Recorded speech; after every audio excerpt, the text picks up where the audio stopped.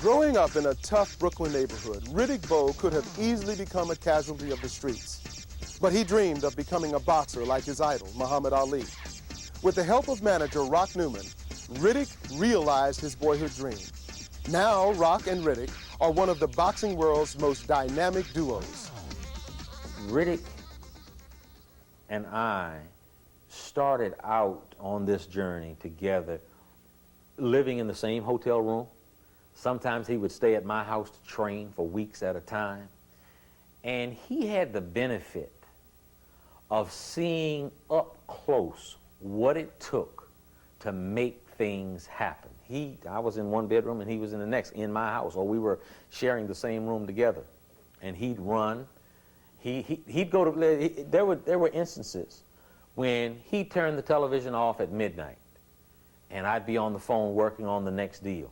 He'd wake up the next morning at 6 o'clock to go running, and I'd still be on the phone working on the same deal. So he got a real sense of us being so close together like that, of what it really took to make things happen for his best interest.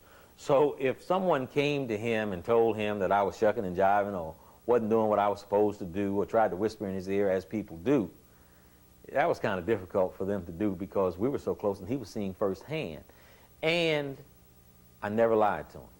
I guess it's actually great, to know that I can trust a person who's going to look out for my best benefits or whatever the case may be. Rock is, he wears many hats, not only a manager, a big brother, and he's always looking out for my well-being. If someone's going to take the short end of the stick, he'd rather it be him than me. What's the greatest risk you've ever taken? I'll answer that. I think I have to answer that in two ways.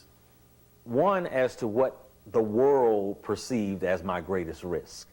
And that was taking on the career of Riddick Bowe from when he was just out of the amateurs, heavily criticized, called ridiculous Riddick, lazy, crazy Bowe, and just entering into this challenge of making him the heavyweight champion. When everybody said he didn't have the talent, the ability, the will, the drive, and I had none of the things, the experience or the connections or anything else that would take him there. I really didn't see it as a risk.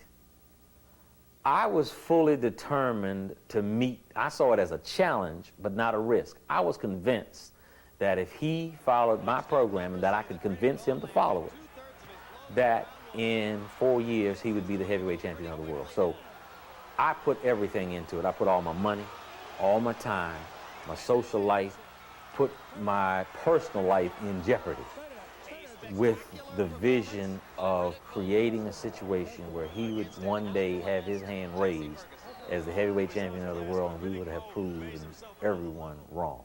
Let's talk about that for a bit. You put everything on hold? I mean, how did you do that? To me, everything that I did was a means to an end. That's why I said that people looking in from the outside looked and said, oh my God, this guy is crazy. He laid it all on the line. And I'm talking about my life savings. I mean, I'm talking about at one point in this process, having a new BMW that after I had it for about a year, I sold it because we needed another $25,000 or so to sort of take us to the next level. I guess it was rather rough at first, because we didn't have the financial means. But being the type of guy Rock is, he sold his car so that I can have whatever I needed. And I guess from that point on, things have been, pretty good. But you had to make a pretty serious dedication to that yourself. Oh, very much so. I had to do a lot of sacrificing. My wife, she had to do a lot of sacrificing. But in the end, I guess it was all worth it. What quality in yourself did it take in order for you to sustain that whole run to the heavyweight championship? Well, I guess my mother, she also played a big part in that. But I guess on myself, I guess a lot of determination and perseverance, because after the Olympic Games, a lot of people said Riddick Bowe had no heart, he had no character. And so I guess basically, success is the best revenge. So I just wanted to show them that all these things that were said and written about me wasn't true. So what is your stand in terms of giving back what part of your success to people who are less fortunate? Well, first of all, I'd like to go back to the ghetto, which I came from, and perhaps start a community center there, some type of program where the kids after school can have some type of activities. Even perhaps go back to your old gym that I used to train at and fix that up. So what do you see yourself doing? Maybe taking your job one day. Great moves in the NBA don't just happen on the court. As Vice President General Manager of the Cleveland Cavaliers, Wayne Embry oversees everything from player selection to the team's annual operating budget. Wayne Embry, a business leader and one of the most respected men in the NBA. She grew up in Harlem, playing stickball, basketball, and street tennis, and dreamed of making a name for herself.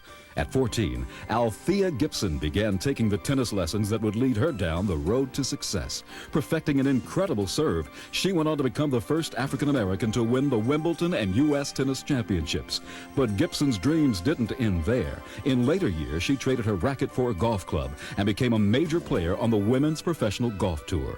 Althea Gibson, a sports world legend who paved the way for others to follow on the road to success.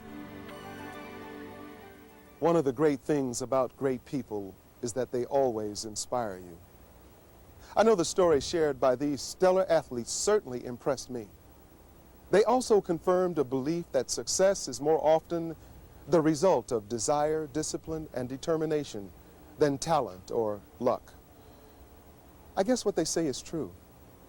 Life is what you make it. If you dare to believe, you can achieve. Please, join us for our next edition of Roads to Success when we share the success stories from the world of entertainment. Until then, remember, we create our own destiny.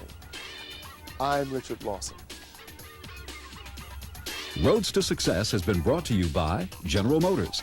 Our roads to success depend on our products, our customers, and our employees. Because at General Motors, we never forget who's driving. And by the Heartbeat of America, Chevrolet, and your local Chevy dealer.